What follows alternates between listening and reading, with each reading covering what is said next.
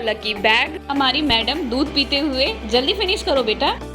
पूरा घर अंधेरा हो गया क्योंकि लाइट हमने ऑफ कर दी है। ऑब्वियसली कहीं जाना पड़ता है तो लाइट ऑफ करनी ही पड़ती है। मैं वहाँ जाके आपसे बात करती हूँ क्योंकि बाइक पे हम लोग जा रहे हैं और बाइक पे ब्लॉगिंग करना ठीक नहीं है बेबी के साथ। ईशू को देखो, सबसे आगे आगे चली जा रही है।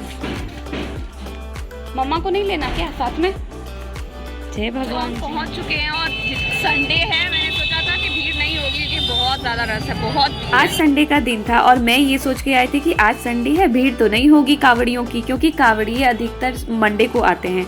और मैं यहाँ पे आके मैं क्या देखती हूँ कि मैं जैसे सोची थी सारे लोकल भी उस मतलब वही सोच के आ गए थे। सारे जितने भी देवघर के लोग हैं सभी ने यही सोचा था कि चलो आज संडे है, आज ही देख लेते हैं, जिस वजह से लोकल की इतनी ज़्यादा भीड़ आज हो गई थी। एंड ये सिर्फ रोड का सीन है गाइस, रोड पे इतनी भीड़ थी। मैं खड़ी रह जाऊंगी और पूरा सारा शो खत्म हो जाए। एंड इतनी ज़्यादा भीड़ की वजह से रोड पे ही जाम लग गया था, इतना भीड़ हो गया था रोड पे कि इनको बाइक पार्किंग का मतलब बहुत प्रॉब्लम हुआ। बट फाइनली इन्होंने अपने एक फ्रेंड का शॉप है बगल में, तो वहीं पे बाइक पार्क कर दिया इन्होंने। और यहाँ पे देखो कितने सारे शॉप हैं, और ये जितनी भी शॉप आपको दिखाई दे रहा है ना, तो ये सारे ऑल ओवर इंडिया स्टेट से है। मतलब ये कोई भी लोकल यहाँ पे नहीं है, सारे इंडिया के अलग अलग स्टेट से अपना अपना मतलब जो फेवरेट, जो ज़्यादा फेमस डिश होता है या चीज़ें होती है वो ला के यहाँ पे बेचते हैं। और ये हमारे बिरसा मुंडा जी जिनकी प्रतिमा यहाँ पे लगी हुई है।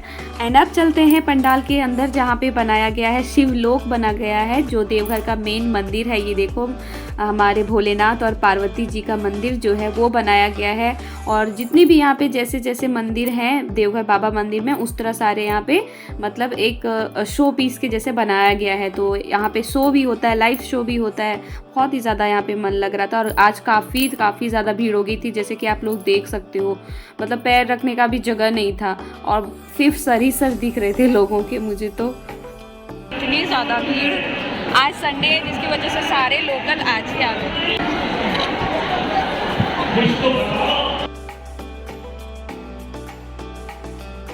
यहाँ पे देख लो, मतलब देवघर का जितनी भी फेमस चीज़ें हैं, सारे चीज़ों का एक कैटलॉग तैयार करके यहाँ पे रखा गया है। तो ये है नंदन पहाड़ का catalogue.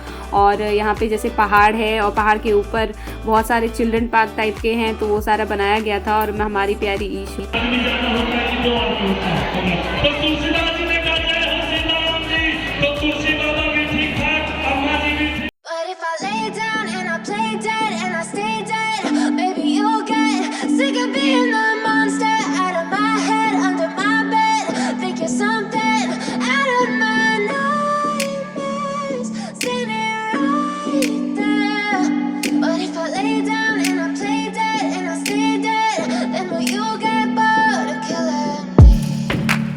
Silhouettes of you are like a taunt.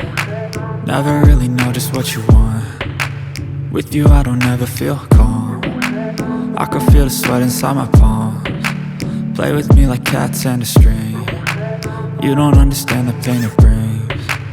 You don't ever wanna give me wings. You don't ever wanna set me free. You know I'm addicted to you, and it's twisted, you've been gifted with the evil voodoo. Got me coming back for more, even when I've been screwed. Dolls full of pins, pierce my heart straight through. I got issues in my head, I like you in my bed, but you keep me on red. Oh, everything is like a test, I better not text or I'll come off desperate. But if I lay down.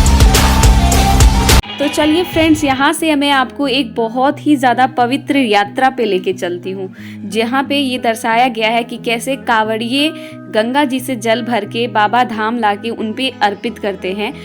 तो ये है गंगा नदी, जो कि बिहार में पड़ती है, सुल्तानगंज भी कहा जाता है।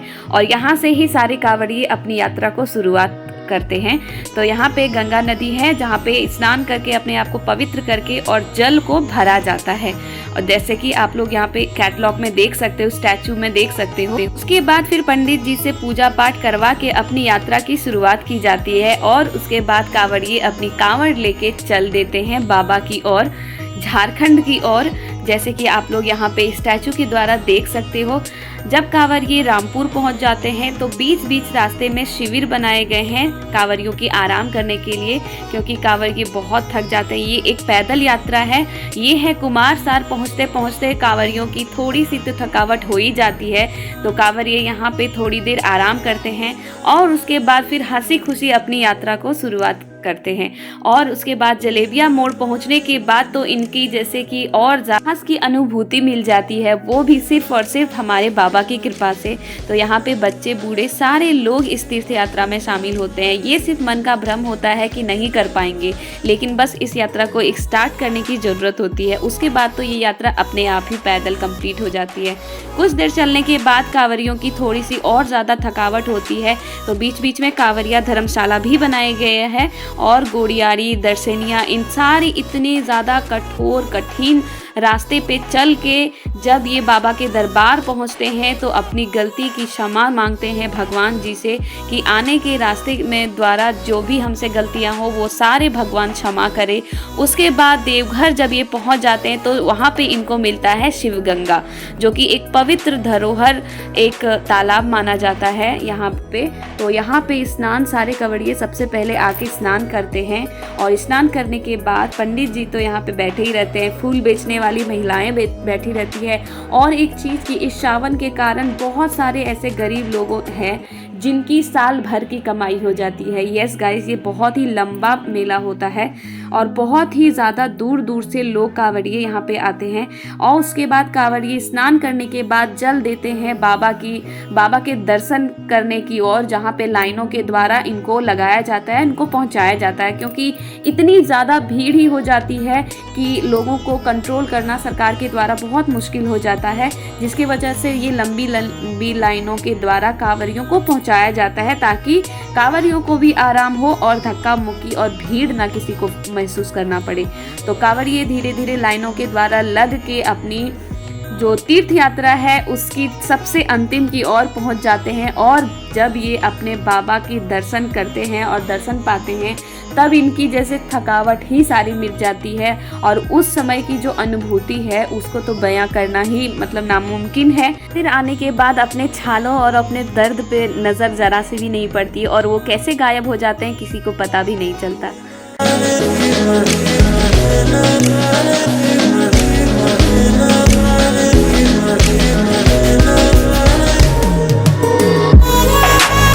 और यहीं पे इनकी तीर्थ यात्रा कंप्लीट हो जाती है और उसके बाद जो कांवड़ियों को शांति की अनुभूति मिलती है ना, वो आपको कहीं पे भी नहीं मिल सकती है।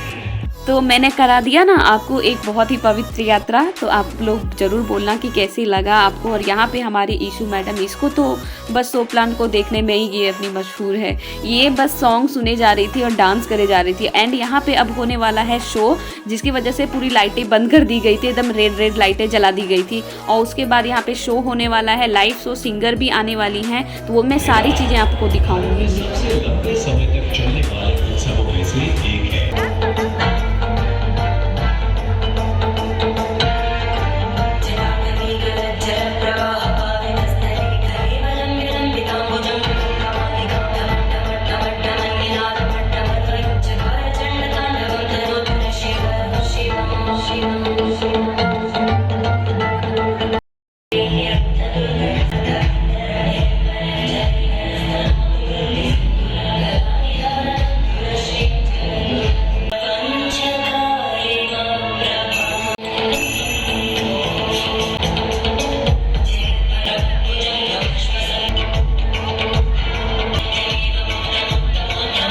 हमारे महादेव जी का शो खत्म होने के बाद है अब लाइव शो का। यहाँ पे आने वाली हैं सिंगर। और अब बाबा के शो देखने के बाद अब एक्चुअली का शो देखने का टाइम है, वो गाएंगी। लाइव शो चल रहा है यहाँ पे, जो कि काफ़ी अच्छा है। तो चलिए गाइस, इस ब्लॉग को यहीं पे एंड करती हूँ क्योंकि ब्लॉग बहुत लंबा हो रहा है और उसके बाद मैं नेक्स्ट पार्ट भी लाने वाली हूँ बहुत जल्द। ये लाइव शो सारे लोग आएंगे, ये देखो सिंगर आ चुकी हैं और नेक्स्ट ब्लॉग भी बहुत ही सुपर्ब होने वाला है। तो उसके लिए भी चैनल को अभी से सब्सक्राइब करके रखें और जाते जाते मेरे वीडियो को भी ज़रूर लाइक करना और ज़रूर बताना कि ब्लॉग कैसा लगा।